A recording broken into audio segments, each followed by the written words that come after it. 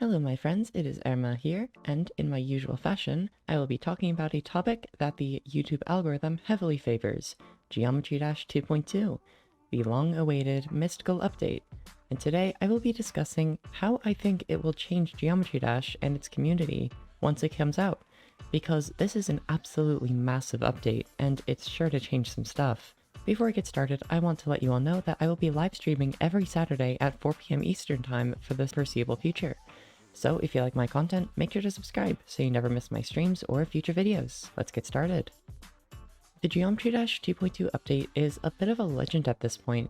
Most of us know that it will be released at some point, but a few strong voices within the community firmly believe that it will simply never come out.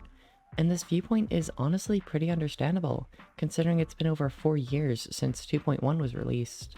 This update is absolutely massive, and it will set forth monumental changes. There's no way that the biggest thing to ever happen to Geometry Dash will go without paradigm shift, and of course that's what I'm here for, to figure out what we should expect and what might happen that nobody has considered. Let's get the obvious thing out of the way: growth. This game will become incredibly relevant as so many new players will join the community. There will be a ton of new YouTube and Twitch content, and this will probably be the biggest influx of new players and activity in Geometry Dash history.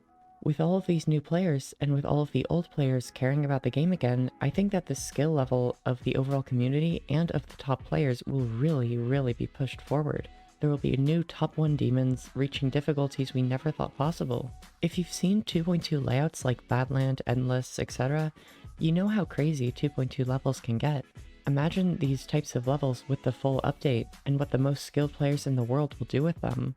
I don't think 2.2 will specifically make top demons much more difficult right away, but I think that the gameplay of them will be much more varied. There might be some old style top demons with a little bit of 2.2 gameplay, keeping it really old school with going left to right and a standard camera. But along with that, there's going to be a lot of new hectic 2.2 top demons, with reversing everywhere and the camera going all over the place, with crazy duels and incredibly unique gameplay.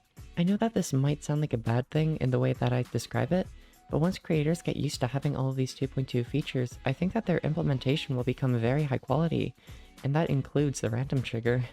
On that note, I think that levels in general will be just amazing and crazier than ever before, with the swing gameplay, pixel blocks, reverse orbs, triggers, and everything, combined with that duel, that time warp trigger, as I mentioned, the random trigger, camera controls, free flying, all of that.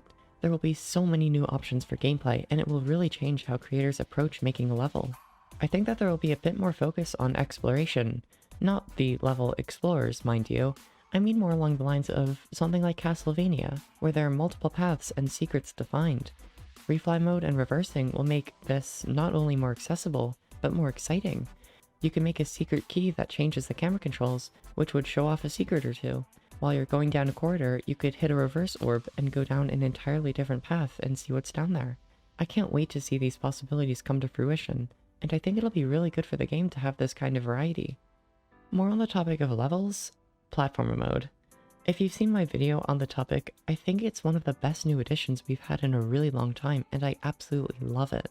Platformer mode will draw in players that like traditional platformer games, things like Super Mario, and it'll add in a whole new section of the community that will push it to new heights. In my mind, the main benefit of platformer mode is that it allows significantly more choices when it comes to not only creating, but also playing levels. Puzzle levels will be much easier to make. You can make Kaizo levels, incredibly difficult platforming challenges like in Super Mario Maker. You can make simple, relaxing gameplay that just isn't possible with the regular gameplay system. You can recreate levels from Super Mario Bros. Or any other platformer game.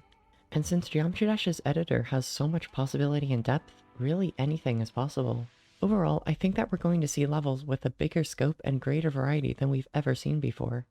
I think that 2.2 will become the golden age of Geometry Dash levels. One thing I'm personally excited for is how 2.2 will change the lore of Geometry Dash.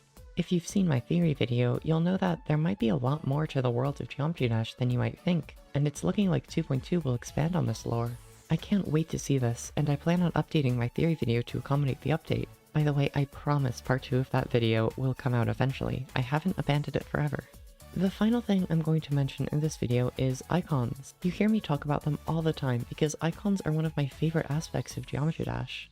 I really love how they motivate the player to do more all the time, without giving us a real statistical advantage. I love collecting as many icons as I can.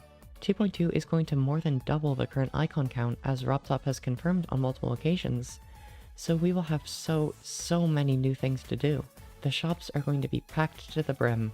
There will be new achievements for absolutely everything.